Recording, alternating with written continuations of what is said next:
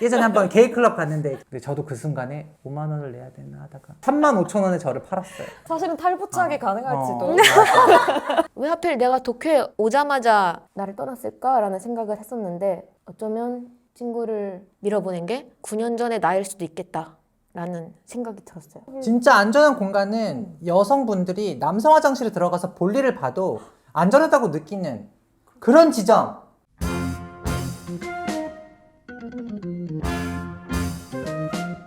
네, 반갑습니다. 페미니즘 리부트 10년을 맞이해서 성찰 그리고 비전을 나누고 또 10년을 축하하는 불꽃 페미 액션 유튜브 프로젝트에 오신 것을 환영합니다.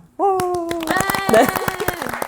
오늘은 주제가 굉장히 어마어마합니다. 트랜스젠더와 페미니스트 어떻게 함께 할 것인가에 대한 주제이고요. 사실 저희가 10년 동안 페미니즘 활동을 하면서 불꽃이 튀었던 갈등의 씨앗이 되었던 주제이기도 합니다. 뭐 예를 들어서 숙명여대의 트랜스젠더 신입생이 이제 입학을 하려다가 재학생들의 반대 때문에 입학을 취소했던 그런 사태도 있었고요. 변희수 하사님께서 이제 강제 전역을 당했던 그런 사례들이 한국 사회에도 그렇고 이 페미니스트들 안에서도 특히 트랜스젠더 중에서도 트랜스 여성에 대해서 우리가 어떤 자세를 취해야 하고 어떻게 페미니즘과 함께 할 수 있을 것인가 라는 질문을 많이 하게 했다고 생각을 합니다. 그래서 오늘은요 이 이야기에 대해서 정말 본인의 이야기로서 이야기를 나눠주실 수 있는 두 분을 모셨습니다. 에디님과 수연님 소개하겠습니다. 반갑습니다.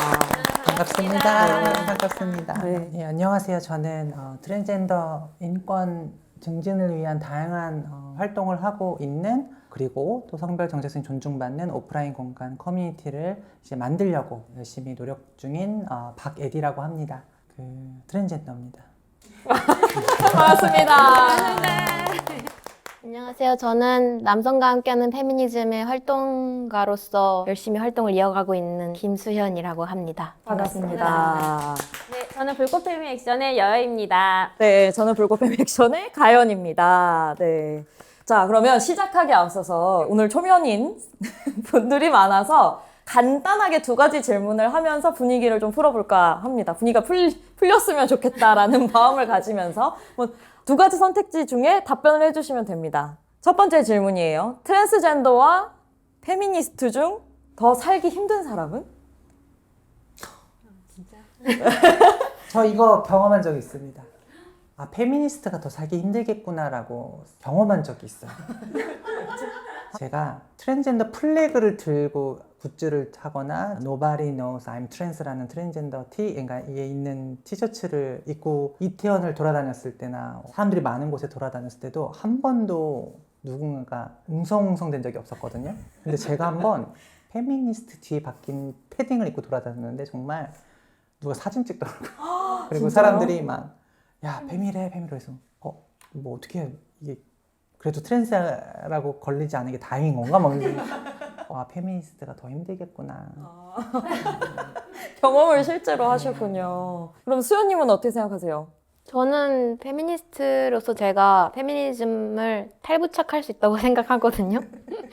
필요한 순간에 페미니스트가 아닌 척 하면서 그냥 살아갈 수 있는데 트랜스젠더는 제가 잘 모르긴 하지만 심적으로 느끼는 어떤 감정이라든가 그런 게 깊숙하다 보니까 탈부착하기가 쉽지 않을 것 같아서 어렵지 않을까라고 생각을 합니다. 아, 네, 좋습니다. 여연님은 어떻게 생각하세요? 저도 트랜스젠더라서 살기 힘들지 않을까라고 생각을 했는데 왜냐하면 터프 때문에 그 생각을 한 것 같아요. 너무 아니 왜 저렇게까지 하지라는 생각을 많이 하게 했고 근데 또 공감하는 게 뭐냐면 저도 이런 거는 정말 달고 다니고 뭐 트랜스젠더 이런 거는 많이 이렇게 손에 하고 이렇게 다니거든요. 근데 페미니스트라고 적혀있는 건 저도 이렇게 여미고 다녀요. 누가 볼까봐. 네, 누가 혹시 읽을까봐. 트랜스젠더인 저는 페미니스트를 가리지 않았습니다. 죄송합니다. 네, 좋습니다. 두 번째 질문은요. 두 사람 좀 골라주시면 됩니다. 누가 더 좋은지. 인터넷에서 나 대신 열정적으로 싸워주는 모르는 온라인 사람 대 조용히 편들어주는 현실 친구. 근데 제 주변에 있는 친구들은 진이 SNS에 도배할 정도로 막 싸워줘가지고 어떤 트랜스젠더를 혐오하는 어떤 이야기를 들었을 때 막 자기가 뭘 말하지 못했다 막 부글부글한 애들. 근데 또 이제 그렇게 했을 때 내 마음이 채워지는 마음도 들고 제 멋진 레즈비언 친구에게 한때 신촌과 홍대를 평정했던 레즈 왕에게 이 헌사를 바칩니다. 일단 열정적으로 싸워주는 사람이 더 좋다는 느낌을 저는 이제 받았는데요. 수연님은 어떠시죠? 저는 조용히 곁에서 응원해주는 친구가 더 나은 것 같아요. 싸우면 계속 에너지를 내가 방출해야 되니까 혹은 친구가 방출해야 되니까 그게 더 나은 것 같습니다. 온라인에서의 터프와 트랜스 여성도 함께 가고자 하는 이 페미니스트들 간의 긴장이나 갈등들이 자주 있잖아요. 이런 것들 목격하신 적이 있는지 궁금합니다. 저희 이제 불꽃페미 액션 단톡방이 있어요. 몇 번에 조금 일들이 있었는데 그 중에 하나가 뭐였냐면 그 어떤 분께서 자기가 여성인데 그 트랜스젠더에 대한 얘기를 너무 많이 해서 자기가 오히려 차별을 받는다. 이런 이야기를 쓰신 적이 있어요. 불꽃페미 액션의 그 약속문에 우리는 아무도 배제하지 않고 차별하지 않는다라는 약속이 있는데 그걸 분명히 읽고 들어오시라고 한데도 불구하고 그 이야기를 하신 분이 계셔서 너무 놀랬고 또 한 번은 무슨 일이 있었냐면 어떤 분이 한밤중이었어요. 무슨 이야기를 갑자기 하시다가 교회 얘기를 좀 하셨나? 그러다가 나중에는 동성애자는 죄예요. 이러시면서 회개해야 돼요. 이렇게 하시는 거예요. 어떻게 됐냐면 갑자기 한 명이 고양이 사진을 올리기 시작해요. 고양이 사진 다다다닥 올려서 그 글을 위로 막 왜냐면 그때는 삭제라는 기능이 없었어요. 이 공간 안에 성소수자가 분명히 있는 걸 우리가 다 아는데 상처받은 우리는 너무 화가 나 있는 와중에 이제 고양이 사진으로 힐링을 하고 끝냈던 그래서 저희 안에서도 이 터프와 그다음에 교착 페미니즘 안의 갈등이 사실은 저희 단톡방 안에서도 좀 있어서 이걸 한번 이야기해보고 싶다는 생각이 좀 많이 들었습니다. 저도 그때가 기억이 나는데 사실 불팸 처음 만들 때도 여성단체로 만들었거든요. 그러면 그 회원의 가입 자격 조건을 어디까지 두어야 하는가에 대한 고민에서 무엇이 여성인가에 대한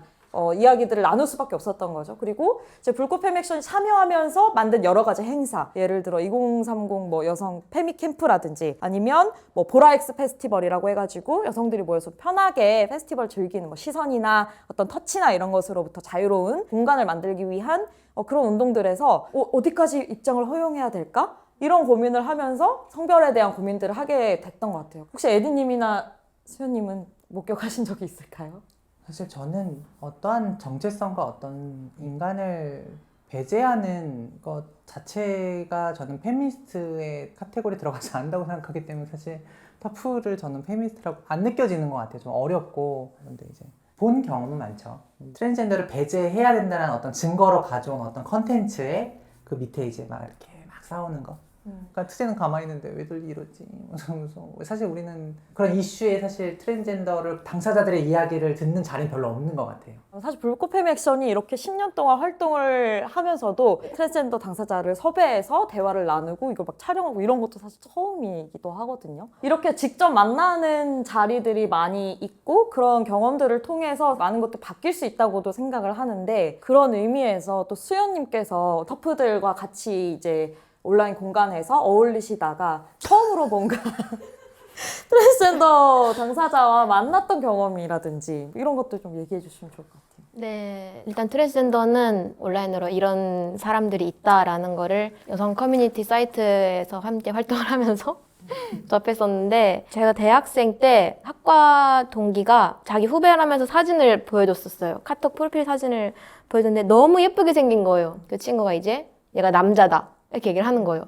그래서 예쁘게 생긴 남자구나 이렇게 생각을 하고 있다가 그 후배님이 입학을 하신 거죠. 저희 과에 입학을 해서 한번 여자 화장실에서 마주친 거예요. 제가 그래서 약간 그때 인지 부조가 오면서 이상하다. 여자 화장실인데 왜 여기 남자 후배가 있을까라고 생각을 해서 그때 그 친구한테 이제 남잔데 왜 여기 있느냐라고 제가 굉장히 순수하고 무례하게 물어봤었죠. 그때는 트랜스젠더를 알고 있었지만 그게 내 주변에 있을 거라고 생각을 안 했었고 그게 그 친구일 거라고도 생각을 안 했고 물어봤는데 그 친구가 굉장히 상처받은 표정을 짓더라고. 그래서 그때 약간 내가 이 사람에게 뭔가 상처를 줬다. 근데 내가 뭔 상처를 줬지? 하고 이해가 잘 안 되는 거예요. 그래서 좀 고민을 하다가 나중에 알게 됐죠. 그 친구가 트랜스젠더인가 보다 하고 알게 돼서 제 주변에 유일하게 이런 문제에 대해서 얘기를 할 수 있는 친구에게 이제 물어봤었어요. 왜냐면 제가 배웠던 트랜스젠더는 굉장히 뭔가 폭력적인 느낌이 강했거든요. 여성의 이미지를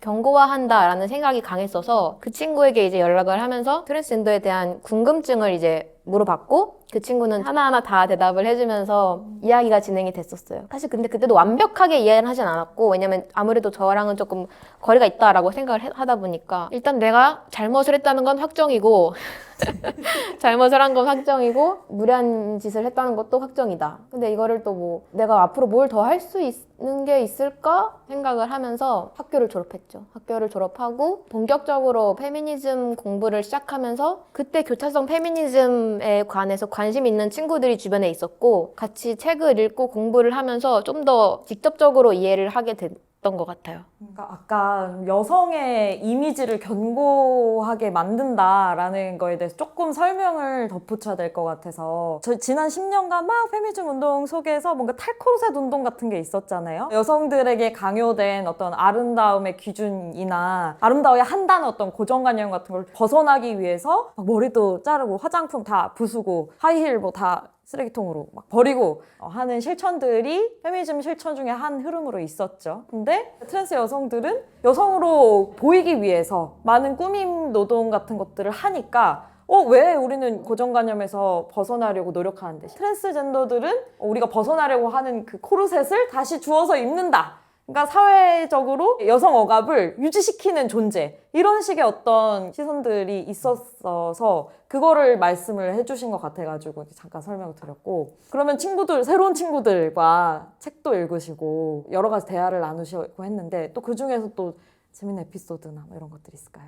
그쵸. 제가 생각했던 이미 트랜스젠더에 대한 이미지는 일단 가연님께서 얘기해 주셨던 대로 내가 버리려고 했던 하이힐, 내가 버리려고 했던 짧은 스커트 이런 거를 생각했던 것 같아요. 그분들이 그렇게 입고 할 거. 왜냐면 제가 만났던 후배도 딱 그런 스타일이었었어요. 짧은 치마를 입었고 그렇게 해서 계셨어서 당연히 그럴 거라고 생각을 했는데 실제로 제가 공부를 하면서 만나게 됐던 분들은 전혀 달랐어요. 일단 한 분은 그냥 짧은 머리셨고 다른 분은 귀멸의 칼날 티셔츠를 입고 계신 분이 계셔가지고 저 사람과 친해지고 싶지 않다라고 생각했지만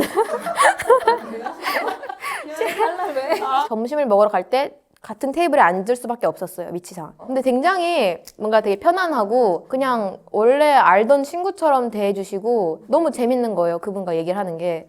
그리고 마침 게임이나 그런 취향도 좀 잘 맞았고 그래서 같이 영화도 보고 게임도 하고 가끔 애니메이션 얘기하시면 보겠다라고 말하고 안 보고 이렇게 지내고 있었죠. 근데 그러다가 하루는 게임을 엄청 많이 하고 전화통화도 한 3시간 한 다음에 우리가 나중에 할머니가 돼서도 지금처럼 이렇게 같이 게임을 하고 그러면 너무 좋겠다라고 제가 얘기를 했어요. 근데 그분이 그거 쉽지 않을 거다. 왜냐하면은 트랜스젠더는 할머니가 되기까지가 굉장히 어렵고 힘들고 그래서 그 과정을 포기하는 사람들도 많다. 어때는 그 말을 사실 잘 이해를 못했거든요. 나랑 연을 끊고 싶다는 걸까? 그래서 내가 귀멸의 칼날을 안 받기 때문인가? 라고 생각을 했는데 시간이 좀 지난 후에 그분이 했던 말을 확실하게 이해를 하게 되었죠. 그분이 할머니가 되는 걸 포기하셨기 때문에 이해를 하게 됐습니다. 우리 주변에 트랜스젠더 친구들이 있으신 분들도 많은 어떤 걱정들과 이런 것들을 하시는 만큼 돌아가시는 분들이 꽤나 많으시잖아요. 그리고 최근에 키라라라는 전자음악 아티스트가 여러 차례 수상을 하셨는데 처음에 이제 수상 소감 말씀하실 때 친구들이 죽지 않았으면 좋겠다라고 말씀을 하셨어요. 근데 또 수상소감 말씀하시면서 과거에는 그냥 친구들이 죽지 않았으면 좋겠다라고 얘기를 했는데 더 정확하게 얘기해야 될 것 같아서 얘기한다. 트랜스젠더인 내 친구들이 죽지 않았으면 좋겠다. 트랜스젠더 우리 뭐 같이 버티자 이런 어떤 메시지를 이제 말씀을 해주셨는데 그게 또 생각이 나네요. 할머니가 되는 어떤 과정들이 사실은 굉장한 투쟁의 과정들이고 버티기가 힘들 수도 있는 그런 과정들인 것 같아서 그냥 아줌마가 되고 싶은 거 아닐까? 아줌마로 남고 싶은. 나이 있는 아줌마. 이런 어떤 삶의 과정과 뭐 일상 속에서 살아남아야 되는 어떤 투쟁들이 있는데 사실 아까 말씀하셨던 화장실에서 처음으로 트랜스 여성 친구를 마주쳤을 때의 그 당황스러움을 말씀을 해주신 것 같아요. 사실은 이 화장실이라는 공간이 특히 또 강남역 여성살해 사건이 또 이제 화장실에서 일어난 사건이기 때문에 여성이 아닌 사람이 출입하는 것에 대한 굉장한 민감함이 있거든요. 근데 사실 화장실은 어떤 생존의 공간이기도 하고 그래서 트랜스젠더들에게 화장실이 어떤 공간인지 화장실이 화장실이죠. 볼일 보는 화장실. 깨끗한 화장실을 선호합니다. 그냥 당사자로서 제가 느끼는 화장실은 저에겐 사실 안 가고 싶은 곳인 것 같아요. 제 주변에 있는 당사자 친구들도 저 같은 경우도 뭐 성별정정 되기 전까지는 진짜 너무 급해서 아니면 바로 지릴 것 같아가지고 또 버스에서 지리면 안 되잖아요. 길 가다가 지리면 지나간 사람 무슨 죄야. 그러니까 이제 빨리 볼일을 보기 위해서 화장실을 간 경험 외에는 웬만해서 이제 안 가려고 노력을 했었고 그리고 이제 가도 근처에 알고 있는 카페 같은데 화장실이 한 개 있는 곳 그러니까 남자 여자 뭐 모두가 사용할 수 있는 한 명씩 사용할 수 있는 화장실 거기를 미리 파악해서 이제 거기에 좀 간다거나 대부분의 대중 공용 화장실 같은 건 잘 안 쓰려고 하고 뭐 물을 이제 안 먹으려고 되게 노력했었던 것 같아요. 이런 식으로 화장실을 이용했기 때문에 저랑 뭐 제 주변에 있는 친구들은 대부분 화장실은 굉장히 두려운 곳이다. 그래서 잘 안 갔던 것 같아요. 혹시 그럼 그 두려움은 어떤 두려움? 이거죠. 뭐 사실 볼일을 보고 나오는데 마주치는 사람이 나의 어떤 걸 보고 나를 쟤 뭐야? 트제냐? 뭐 남자야? 이렇게 판단할 수 있는 증거를 제가 모르잖아요. 사람마다 다 트랜스젠더라고 인식하는 증거들이 다 다르잖아요. 예를 들어서 어떤 사람은 제 목소리만 듣고 뭐야 너 여자 아니네? 이렇게 말하는 사람도 있을 거고 제가 모르는 저를 구성하고 있는 어떤 무언가를 보고 저를 여자라고 규정하지 않은 그러니까 누가 나를 몽둥이로 때릴 때 몽둥이 형태가 있으니까 나는 그걸 막을 수가 있잖아요. 아니면 이렇게 방어한다거나. 근데 이제 여기서는 몽둥이 형태가 아니라 그 형태가 안 보이니까 몽둥인데 이제 약간 안 보이는 약간 투명 몽둥이 같고 저 사람의 성별을 규정하고자 하는 어떤 사모반 감시 사회인 것 같다 이런 생각을 좀 했는데 왜 그렇게 됐는지에 대해서 우리가 좀 생각을 해봐야 될 것 같아요. 근데 저는 자신의 정체성을 이 공간을 통해서 규정받지 않고 빨리 생리현상만 이용할 수 있는 곳이라면 이런 이슈는 없어질 거라고 저는 생각하거든요. 참 이게 슬픈 게 뭐냐면 제 주변에 트랜스젠더 당사자분들이 트랜스 여성인데도 불구하고 수술이나 성별정정이 되지 않은 상황에서 우리가 여성 화장실을 쓰는 건 굉장히 나쁜 거다. 시스 여성분들에게 피해가 가는 것이다 라고 얘기할 때가 있어요. 그때 정말 숨이 탁 막히거든요. 그럼 너 어떻게 밖에다 살 거야? 뭐 어떻게 할 거야? 근데 그냥 참는데요 자기는. 그리고 그냥 남자 화장실 가는 게 낫대요. 그럼 남자들은 뭔 죄야? 네가 이렇게 너무 패싱되는 상황인데도 여자들 남자들 가면은 걔들이 퍽도 오줌 잘 싸겠다. 근데 또 이해는 돼요. 이게 너무 많은 이 일들이 생기다 보니까 화장실 안에서 일어난 범죄들이 사실 트랜스젠더들이 일으킨 게 아님에도 불구하고 이럴 수밖에 없는 상황들. 그리고 또 이제 화장실에서 다른 목적으로 이제 누군가를 이제 피해를 입히러 왔는데 그 사람이 자기를 보호하기 위해서 뭐 트랜스다 여담 이렇게 사용하는 이런 것들이 사실 실제로 있을 수도 있다고 저는 생각해요. 그러니까 이게 참 슬픈 것 같아요. 이 당사자들은 잘 이용도 못하고 있는데 이제 주변에서 막 그 난리를 치고 있으니까. 그래서 저는 어떤 개인이 생리 현상을 해결하기 위한 좀 안전한 공간들이 화장실이 잘 돼 있다면 저는 이런 문제는 안 생길 거라고 생각합니다. 그래서 화장실은 그냥 밖에다 싸겠습니다. 아니요. 그러면 안 되고. 자, 화장실 얘기하는 거 너무 이게 치사한 것 같아요. 차라리 뭐 못생겼다. 그거는 야 미안하다. 우리 엄마가 이렇게 나와서 내가 근데 곧 노력하겠다. 내가 그렇게 할 수 있어. 어느 정도는. 근데 이제 화장실 갔다가 그러면 이럴 땐 좀 비참해. 마치 뭔가 약간 인종차별 약간 이런 느낌일까? 약간 이런 느낌. 사람으로 좀 나를 안 보나? 이런 생각. 저도 많이 좁혀봤어요. 그리고 맞아요. 이게 비단 트랜스젠더 여성의 문제가 아니에요. 제가 예전에 한번 성별정정 되고 나서 레즈비언 친구들이 정확히 말할게요. 레즈비언과 바이섹슈얼이 있었어요. 지정성별은 여성이죠. 이제 그분들이 저를 성별 수술했고 성별정정 된 기념으로 스파를 데리고 간 거예요.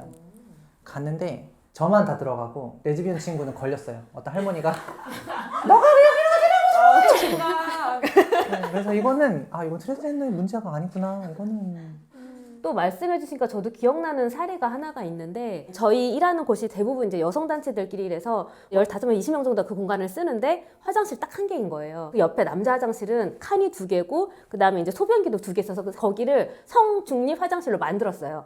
근데 거길 잘 안 가는 거예요. 근데 저희 단체에 트랜스젠더 분이 오셨어요. 그걸 딱 얘기를 들으시더니 그럼 소변기를 없애야겠네요. 소변기 바로 없어졌어요. 그 다음날. 그때서야 거기에 있는 사실 15명, 20명이 이제 화장실 칸 3개를 쓸 수 있게 된 거예요. 그래서 이게 정말 구조적 문제이고 이렇게 트랜스젠더 분이 한 분 오심으로 해서 우리가 같이 변화할 수 있는 힘이 생겼고 모든 분들이 더 안전한 화장실을 쓰게 된 사례가 있습니다.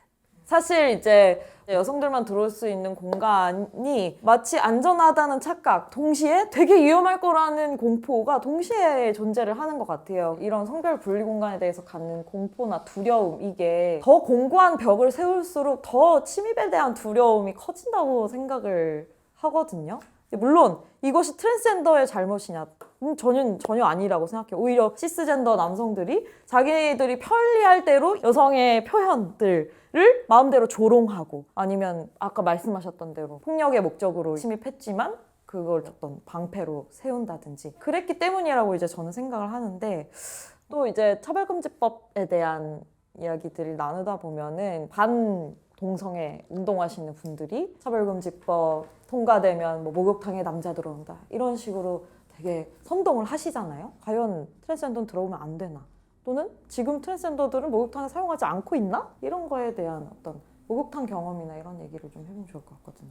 좀 어려운 것 같아요. 트랜스 여성은 목욕한다 해서 끝나는 게 아니라 뭔가 잠재적인 어떤 가해를 할 수 있는 위치로 뭔가 성범죄자처럼 이렇게 묘사를 하는 것 같아요. 이제 막 온라인에 보면 그런 이슈 너무 많잖아요. SNS로만 보면은 어디 트랜스젠더 군단이 있어가지고 막 다 초토화시키는 느낌으로. 물론 제가 그렇게 친구가 많진 않지만 제 주변은 사실 목욕탕 안 가거든요. 다른 세상인 것 같다. 그런 어떤 얘기에서도 트랜스젠더는 이게 놔두고 이제 이게 뭔가 얘기하는 거 그러면서 결론도 다 내려고 하고 이런 느낌이 화장실이랑 비슷하게 있는 것 같아요. 그러니까 분리를 못해서 문제가 생기는 게 아니라 원인은 다른 데에 있는 거잖아요. 함부로 타인을 대해도 된다는 생각, 마음대로 뭐 만지거나 그런 시선으로 폭력을 저질러도 뭐 상관없다는 생각에서부터 비롯된 건데, 이게 마치 분리가 덜 돼서. 맞아. 진짜 안전한 공간은 여성분들이 남성 화장실에 들어가서 볼일을 봐도 안전하다고 느끼는 그런 지점. 그렇죠. 수연님은 어떠세요? 작년, 재작년에는 일본에 지내면서 온천을 되게 자주 갔거든요. 당시 애인이랑 자주 갔는데 제 당시 애인은 머리가 되게 짧은 여성분이셨어요. 근데 한 번도 성별을 물어보진 않았거든요. 근데 또 다르게 생각한다면은 그 일본에 온천에 갔을 때는 거기만 그런 건지 모르겠지만 핸드폰을 들고 있으면 안 되더라고요. 탈의하는 공간에서 핸드폰을 내가 들고 뭔가를 이렇게 하는 신용을 보여도 안 된다라고 써 있었어요. 그러니까 여자들끼리 같이 있어도 어쨌든 탈의하는 공간에서는 핸드폰을 드는 행동, 그 행동이 문제인 거지 정체성이 문제인 거는 아닌 거잖아요. 근데 이 어떤 정체성하고 폭력을 저지르는 행동하고 연결을 시켜버리는 순간에는 이건 정말 답이 없어지는. 그러니까 말씀해 주시니까 저도 생각이 나는데, 저는 수영장을 다니거든요. 근데 수영장에서 느낀 건 뭐냐면 그 목욕탕이라는 공간에서 많은 여성들이 자유로움을 느껴요.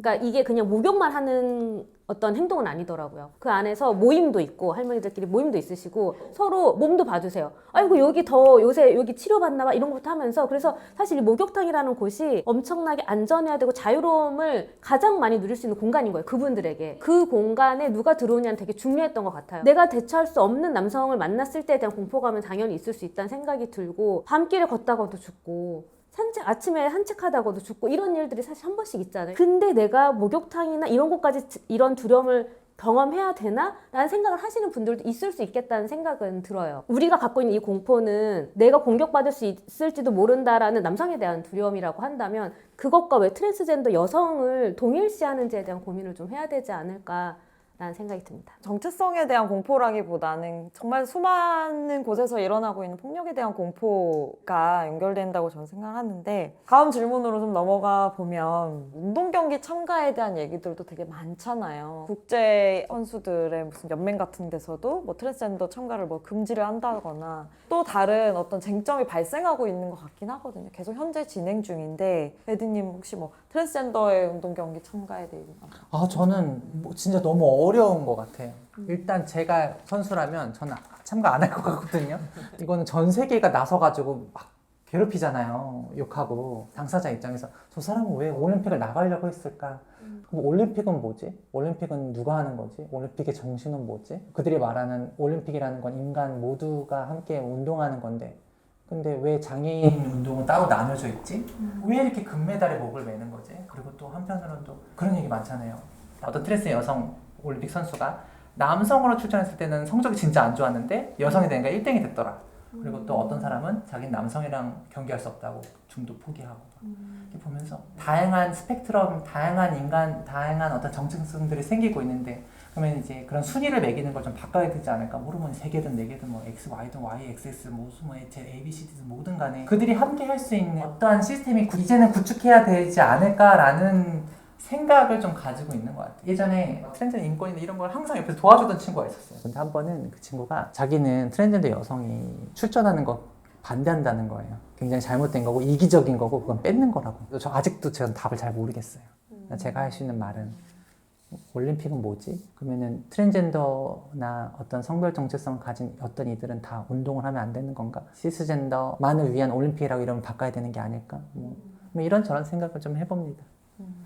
이러한 상황들을 봤을 때 트랜스젠더 남성에 대한 이야기는 나오지 않아요, 많이. 트랜스 여성에게만 쏟아지는 관심과 기사와 그 다음에 백리신과 댓글 같은 게 굉장히 많은데 그걸 보면서 아, 이 판에서도 트랜스 여성만 혐오를 받는 것인가? 그래서 여성 혐오처럼 좀 느껴지는 거죠. 왜 타겟팅이 항상 한 그룹이지? 라는 생각이 들긴 합니다. 저도 굉장히 오랜 고민이 있었는데 사실 최근에 우연히 이 책을 읽게 됐습니다. 우린 춤추면서 싸우지라는 한채윤 활동가 선생님의 에세이인데 여기서 제가 몰랐던 어떤 트랜스젠더의 운동 경기 참가의 공정성에 대한 그 논쟁의 역사들을 좀 알게 되긴 했거든요. 그러니까 맥락이 있더라고요. 사실 뭐 냉전 시대에 미국과 러시아를 주축으로 해서 누가 더 메달을 많이 따느냐, 혹시 여자 경기에 남자를 내보내지 않는지 막 서로 감시하면서 그때부터 이 외음부 검사를 하기 시작했대요. 근데 이게 이제 사실 너무 인권 침해 저격이잖아요. 그래서 막 문제가 되니까 그러면 그건 폐지. 그럼 염색체가 XX인 사람으로 하자. 근데 평생 여성으로 살아오고 막 임시 출산도 하는 분인데 염색체가 XX가 아닌 거예요. 그래서 이분은 또 박탈되고 또 염색체로 구분할 수는 없어. 염색체 폐지. 그러면은 호르몬으로 하자. 그래서 테스토스테론 수치로다가 우리가 이 기준을 정하자라고 하면서 예를 들면 10으로 정했다. 그러면은 10 미만이긴 하지만 7이지만 경기력이 너무 뛰어나. 아, 이거 이상한데? 그러면서 5로 줄여. 이런 식으로 계속해서 뭔가 한계를 짓는 듯한 방식으로 룰이 이제 흘러오는 역사들이 있었더라고요. 사실 남자 경기에서는 신체적인 어떤 타고난 차이, 호르몬을 잘 타고 태어난 당신의 어떤 축복 이렇게 여겨지고 항상 여성 경기에서는 그런 축복이 허용될 수 없는가? 최근에 육상 선수권에서 한국 남자 선수들이 계주, 릴레이 달리기로 세계 1위를 한 적이 있거든요. 근데 사실 아프리카 대륙에서 온 선수들이 훨씬 더 신체적으로도 뛰어나고 기량도 뛰어날 것이라고 이제 생각을 하지만 어떤 협력이라든지 여러 가지 훈련이라든지 이런 것도 필요한 거고 이 신체 차이로 이걸 나눈다는 것 자체가 얼마나 올림픽 정신에 부합하지 않는가? 이런 생각을 좀 하게 됐던 것 같습니다. 저는 아까 얘기 들으면서 우리가 얘기하는 것보다 그런 올림픽에 참가한 트랜스젠더의 이야기를 들어는 게 제일 우선이구나. 그들은 어떤 마음으로 이 경기에 임할까? 그런 얘기를 들어보는 것도 되게 중요한 것 같아요. 그분들의 삶을 한번 더 들어보고 그러면 저도 라고 딱 얘기할 수 있을 것 같아요. 관련된 영화가 있는 걸로 제가 알고 있거든요. 거기에서 그 기억나는 인터뷰가 뭐냐면 트랜스젠더 분에게 져서 2등이 됐는데 그분이 속상해서 막 우세요. 근데 그분이 뭐라고 하시냐면 근데 나는 저 사람이 이 경기에 이기기 위해서 트랜지션을 하고 있다 생각하진 않는다. 딱 트랜스젠더 여성의 이야기만으로 또 볼 수도 없지 않는가 말씀해 주신 것처럼 그와 함께 그 당시에 경기를 하고 있는 많은 다른 여성 운동 선수들에 대한 이야기도 졌으니까 속상도 할 것이고 여러 가지 복합적 마음이 있는데 그것에 대해 다뤄지지 않고 어떻게 보면 혐오만 다루고 있는 거 아닌가? 라는 생각이 좀 들어서 그런 건 좀 이야기되면 좋겠다라는 생각이 듭니다. 엄청 똑똑하시네요. 말도 잘하시고. 네. 그래서 남자와 여자만으로 이루어진 세상, 그 분리를 명확하게 하고 절대로 넘어가지 못하게 하려고 하는 이 세상 속에서 가족 안에서의 어떤 성별 이분법이나 성별 고정관념 이런 것도 되게 많잖아요. 저는 남동생이 하나 있는데 남동생이 10살 아래거든요. 근데 만약에 어머니가 돌아가시거나 이랬을 때 남동생이 그렇게 어린데 게 남자니까 얘가 상주를 맡아야 하나? 막 이런 생각이 갑자기 들 때가 있었어요. 그래서 엄마한테 전화해가지고 엄마 혹시 뭔 일 생기면 상주는 내가 하는 거죠? 이렇게 물어봤는데 아유 당연하지 이렇게 말씀을 해주셨던 게 기억이 있거든요. 저는 이제 장손이거든요. 저희 집안 장남이에요. 할머니 할아버지 죄송해요. 근데 이제 트랜지션 하고 나서 이제 외할머니랑 돌아가시고 관을 드는데 전 당연히 이제 어렸을 때 가족들이 너가 들어야 된다고 장남이니까 들어야 된다고 들었는데 이제 트랜지션 하고 나니까 그 상조하시는 선생님이 막 질색팔색을 하면서 여자가 들면 안 된다고 막 얘기하는데 그 한마디에 우리 친척들이 다들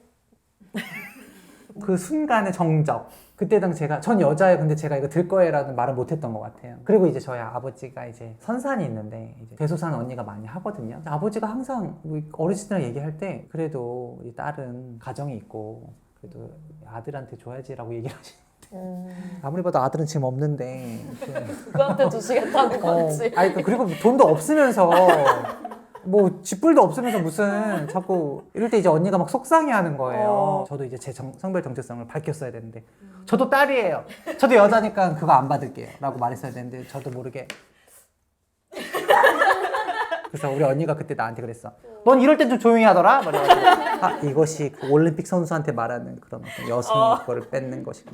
사실은 탈부착이 가능할지도.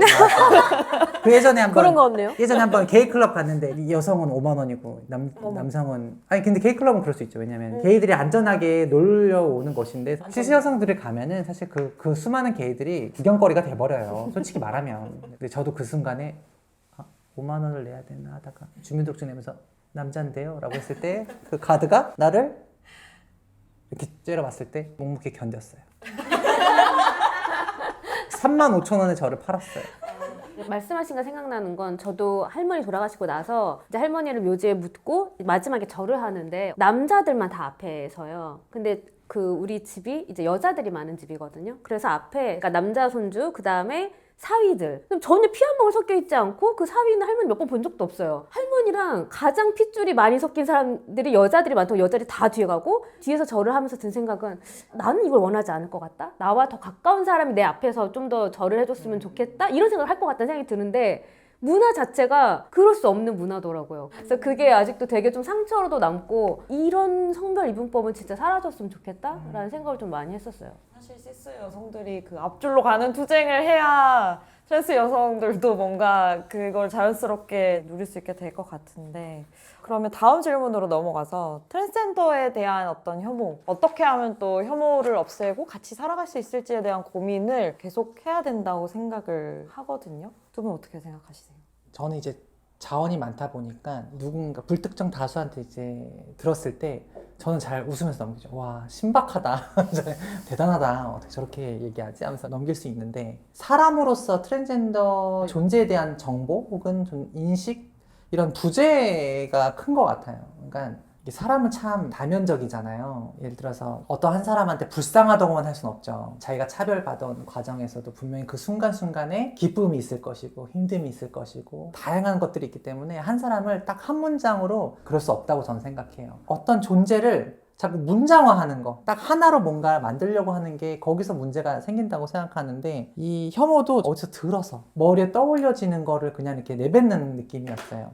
같이 활동을 한다거나 뭐 일한다거나 이태원에서 놀다가 이제 만난 친구들이 저랑 같이 있으면 있을수록 자기가 뭔가 많은 걸 배운다는 거예요. 자기 옛날에 그렇게 생각했었는데 애들이랑 있다 보니까 참 그게 아닌 것 같다. 사람을 사람으로서 뭔가 배운 게 아니라 그냥 문자로 뭔가 그림 형태 그런 걸로 본 것 같다. 그리고 특히 뭐 자살한 트랜스젠더의 어떤 이슈 그 이후에 친구들이 저한테 항상 장문의 메시지를 많이 보내요. 자기가 많은 생각을 하게 됐고 더 많이 알게 됐다고. 그러니까 제 주변에 가까운 이들도 계속해서 그 뭔가를 알아가는 것 같아요. 에디라는 사람이 트랜스젠더 여성이 자기 옆에서 같이 호흡하고 있으니까. 저는 그래서 정보의 부재, 약간 무지에서 나오는 혐오가 아닐까. 네, 뭐 이렇게 저는 생각을 해요. 그리고 뭐 이게 참 슬픈데요. 예전에 한번 어떤 장애인권 하시는 분들이랑 같이 콜라보 같은 느낌으로 집회를 한 적이 있었는데 성소자를 혐오하는 분들이 오셔가지고 하는 말이 아유 끼리끼리 논다라고 막 욕을 하시는 거예요 저한테. 그때 알았어요. 저 사람은 나를 혐오하는 그 눈으로 다른 사람들도 혐오하는구나. 오히려 저 사람들한테 혐오당하는 게 낫겠구나. 저 사람들이 칭찬하면 너무 이상할 것 같은 거예요. 그래서 이게 보면 너무 힘들고 너무 두렵고 너무 뭔가 사는 게 빡빡하고 자기가 이야기를 할 때 누군가 들어주지 않고 옆에 없는 이들은 좀 더 날카로운 것 같아요. 저도 에드님 말씀처럼 정보의 부재, 저는 경험의 부재라고도 생각을 해서 실제로 접조해보지 않은 이상은 미지의 영역이기 때문에 두려움을 오히려 느낄 수밖에 없기도 하고 우리가 보통은 저도 그랬지만 인터넷으로 많이 접하잖아요. 예컨대 드레스 여성이다 라고 하면서 나온 그런 사진들 같은 걸 보면은 아까 얘기했던 것처럼 짧은 치마, 뭐 높은 하이힐, 긴 머리 이런 건데 돌려 생각해 본다면 그렇게 다니지 않는, 그러니까 머리가 짧고 펑퍼짐한 바지에 운동화를 신은 트랜스 여성이다라고 했을 때 아무도 그 사람이 트랜스 여성인 걸 모를 것 같단 말이죠. 그리고 당연히 그런 모습들이 더 부각이 되기 때문에 이게 더 인터넷에 나올 수밖에 없고 그렇게 하면서 이제 혐오가 더욱더 좁은 방향으로 견고해진다라고도 생각을 하는데 어떻게 혐오가 사라질 수 있을까를 생각했을 때 아까 이든님께서 얘기하셨던 것처럼 저는 분노라는 감정이 슬픔과 크게 다르지 않다고 생각을 하거든요. 분노는 타인에게 향하는 감정이고 슬픔은 자신에게 향하는 감정이잖아요.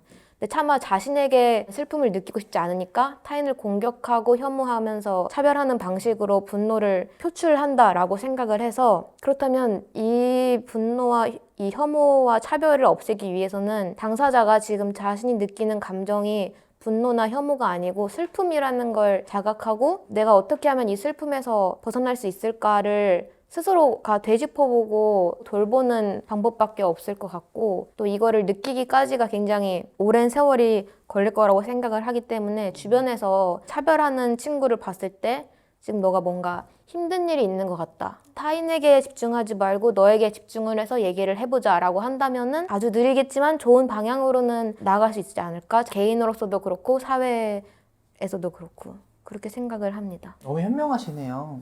감사합니다. 슬픔은 자기에게 온다. 너 진짜 슬프게 생겼다. 어우 슬프다 진짜. 어휴, 이러면 되나요? 맞아. 그러니까 스스로가 느끼는 게 뭔지도 제대로 사실 사람들이 설명하지 못하면서 타인은 되게 쉽게 규정하는 면이 진짜 있는 것 같아요.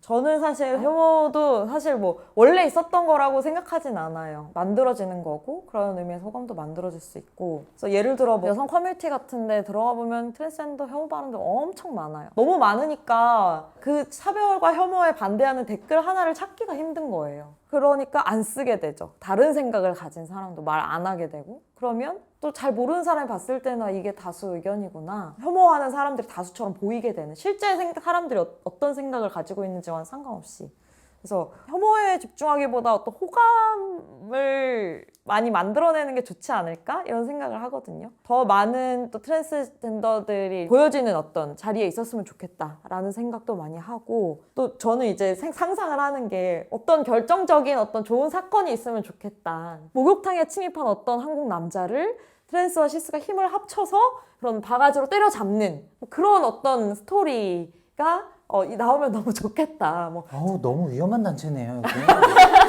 우리가 함께 힘을 합쳐서 연대해서 싸워야 될 사람들은 다른 사람들이라는 걸 우리가 좀 확실하면 어떨까? 저는 다양한 삶을 가지고 있는 귀멸의 칼날 옷을 입고 다니면서 친구를 만들고 싶어하는 다양한 사람들의 이야기들이 그냥 나왔으면 좋겠어요. 그게 좋든 나쁘든 뭐 슬프든 뭐 비참하든 뭐 즐겁든 이태원에 있는 외국에 있는 트랜스젠더 애들의 이야기가 아니라 내 주변에 있는 친구의 이야기로 느껴지면 또 그때 또 다른 다양한 이야기들이 더 많이 나오지 않을까. 저는 1000명의 트랜스젠더가 있으면 1000개의 트랜지션이 있다고 생각하거든요.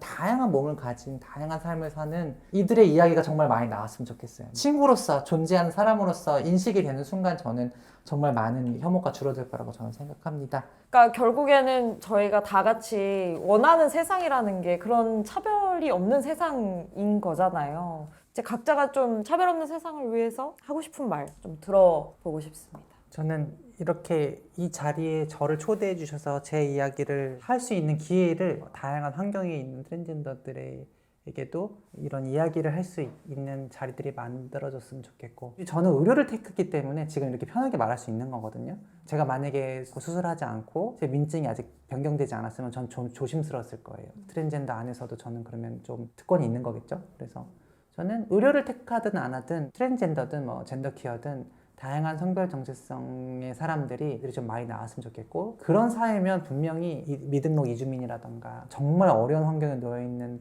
소수자분들의 이야기가 나오면 우리가 그렇게 이렇게까지 이렇게 매정하게 날카롭게 이렇게 던지는 사회는 아니지 않을까? 그런 생각을 좀 합니다. 그리고 최근에 영화 주인공이 또 되셨다면서요. 영화 홍보도 좀 해주시죠.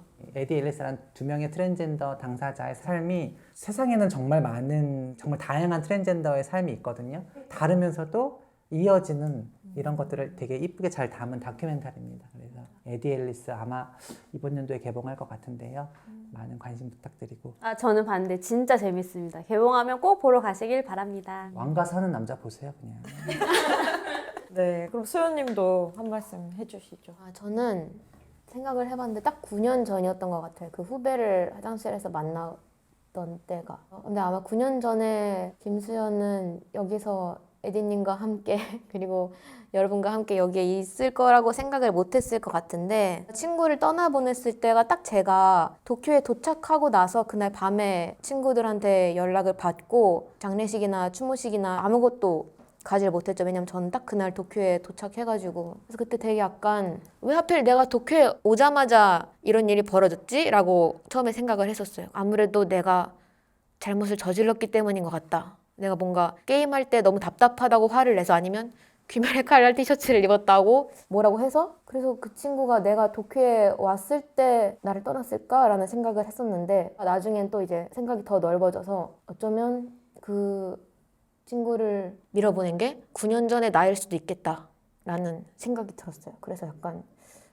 내가 왜 그때 그렇게 했을까라는 후회를 많이 했어서, 제가 하고 싶은 말은 내가 언제 어떤 사람과 교류하고 관계를 맺을지 모르기 때문에 혐오와 차별을 하는 행위는 언제든지 나에게 후회나 좋지 않은 방향으로 돌아올 수 있어서 그런 걸 좀 최대한 줄이고 안 하는 게 자신을 위해서 더 나은 선택일 수 있다라는 말을 전하고 싶습니다. 저도 저의 잘못했던 과거를 좀 이야기하고 싶은데 말씀을 주시니까, 그러니까 저는 중학교 때 레즈비언 친구들이 굉장히 많았었어요. 그 친구가 굉장한 부치였거든요. 손을 붙잡고 너 절대 수술하면 안 된다고. 그 얘기를 제가 굉장히 여러 번 했었어요. 나는 이 친구가 부치니까 트랜스젠더라고 생각을 했던 것 같아요. 그랬더니 걱정하지 마, 난 수술 안 할 거야 이러면서 헤어졌는데, 나중에 한지원 선생님 수업을 들었어요, 제가. 근데 둘이 다른 거예요. 내가 몰랐어, 그거를. 그 말 때문이었을까? 저도 그 친구랑 이제 연이 더 이상 닿질 않는 거예요. 한편으로는 그 친구가 자신의 어떤 이런 월경하는 몸에 대해서 굉장히 싫어했던 부분이 있었거든요. 그래서 트랜스젠더가 됐을 수도 있어요, 지금 생각해보면. 근데 내가 그렇게 하지 말라고 말했던 게 이 친구한테 얼마나 상처가 됐을까? 라는 생각이 돼가지고 너무 후회가 많이 되고 미안하고, 근데 진짜 내가 그걸 너무 몰라서 그랬는데 그걸 사과할 수 있는 기회가 없는 게 너무 속상하거든요. 그래서 다른 분들은 후회하지 않았으면 좋겠어요. 그리고 사과할 수 있을 때 사과하셨으면 좋겠고, 그리고 그런 기회가 없을 수도 있다. 그리고 또 하나는 많은 이런 터프 분들이 하고 있는 혐오나 이런 것이 정말 실제로 있는 사람에게 상처를 줄 수 있다는 생각을 하실까? 라는 생각이 들어요. 근데 저는 이미 많이 상처가 되고 있다고 생각을 하거든요. 그래서 내가 하는 한마디 실제로 정말 인격 있는 한 누군가에게 상처가 될 수 있고, 그리고 그 사람이 정말 살기 싫은 어느 하루를 만들 수 있다는 거를 한번 좀 생각을 해봐 주시면 좋겠다. 그리고 저도 변했고 그런 혐오를 했던 아니면 하고 계신 분들도 변할 수 있다 라는 믿음을 저는 갖고 있습니다. 그 혐오 발언을 했던 친구가 잘 몰라서 아마 그거는 수술 3번 했을 거예요. 잘 몰라서 그랬다고 합니다. 네, 연락을 한번 해주시면 좋을 것 같고요. 사실 뭐 몰라서 서로에게 하는 실수들이나 상처들 이런 거 다시 돌아보고 더 배우고. 저도 해요. 저도 수전한테 혐오해요. 아유 진짜 못생겼다는 거. 저도 해요. 괜찮아요. 네. 결국에는 우리가 좀 더 서로에게 안전한 사람이 되어주고 상처 주지 않을 수 있는 사람으로 되어가는 과정인 것 같아요. 그래서 지난 페미니즘 리부트 10년이 그런 과정이었다고도 생각을 합니다. 그래서 여기서 우당탕탕 우리가 굴러가면서 저지른 실수들이나 안전하다 느껴요. 그래요? 너무 다행인데 뭐 우리가 했던 논쟁들이나 뭐 서로에게 줬던 상처들 뭐 다 가슴속에 상처 하나씩을 가지고 이제 왔잖아요. 근데 앞으로 우리가 어떻게 갈 것인가는 또 그 상처들에 기반해서 나아가는 거라고 생각을 하고 또 트랜스젠더 운동, 성소수자 운동과 페미니스트들이 함께 하는 게 참 맞닿아있다고 많이 느낍니다. 어쨌든 이 성별 이분법이 폭력적으로 나누는 어떤 경계들을 계속해서 넘나들고 차별을 없애려고 하는 사람들이니만큼 저희가 함께 연대하는 순간들이 더 많아졌으면 좋겠고 저도 에드님 말씀하시는 것처럼 더 다양한 트랜스젠더 당사자들과 함께 이야기하고 또 세상에 이제 트랜스젠더들의 목소리를 전하는 어떤 페미니즘 운동으로서 또 길을 열어갈 수 있으면 좋겠다는 생각을 합니다. 트랜스젠더 여러분들 귀멸의 칼날 옷 입지 마시고요. 오해가 있을 수 있으니까 유니클로 옷 입는 거. 많이 달라요, 맥락이. 오늘 나와주셔서 너무너무 감사하고요. 이 기획은 정말 저희로서는 되게 많은 용기를 냈던 기획이었다고 함께 해주셔서 너무 감사하고 앞으로도 함께 할 일들을 만들어 보는 것으로 하면서 촬영을 마무리하도록 하겠습니다. 너무 수고 많으셨습니다. 감사합니다.